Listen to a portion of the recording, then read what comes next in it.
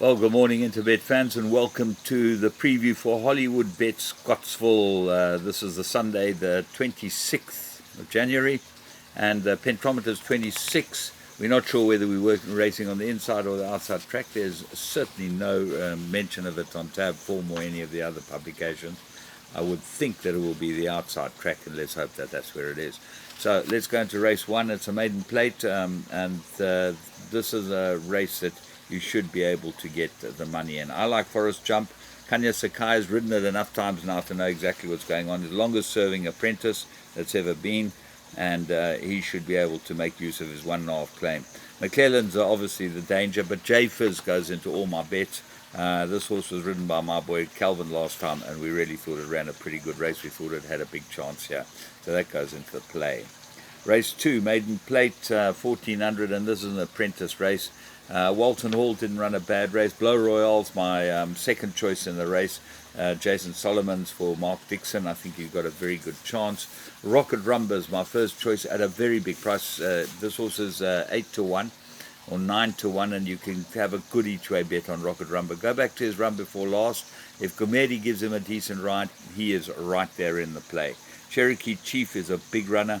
He's got to improve a lot. He's well bred, and he should be able to go over this distance well. And on the Bayou, drawn 15 again. This horse has had some shocking draws to contend with, but he's got very good form on the Bayou, so I expect him to run well here.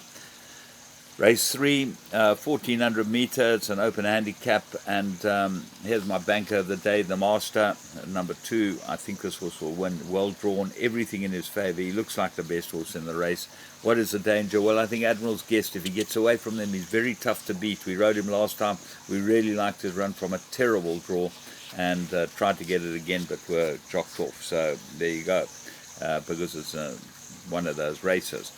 Dino Man might be a big outsider to throw into all your play, and the Bayou second run after a rest, that's not going to help him, draw 15. Race 4, Fillies and Mares, 1600 first jackpot on the double. This was absolutely cherry ripe and ready, and Marcus gets to ride it. We rode it quite a few runs back. We said to them, put the blinkers on, go a mile it with this, filly will win. Well, this is what it's got. It's got the blinkers, got the mile, gets Anton Marcus, gets the draw. Lots to like about it. What are the rest? Statute, I think, is a very good filly, and Solomon's gets a chance claim 4. That will be interesting to see how he goes, but I wouldn't thought he'd be able to handle her.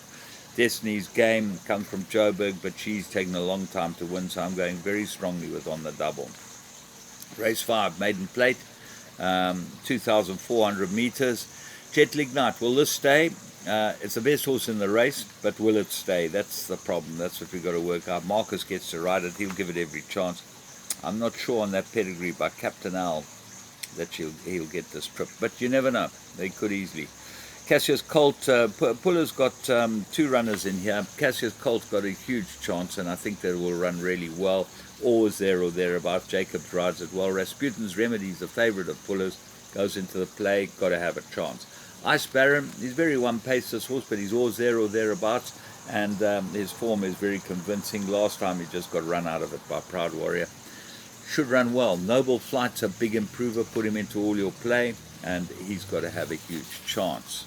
Right, we move on to race 6, and that's the Apprentice Plate, 1200 meters.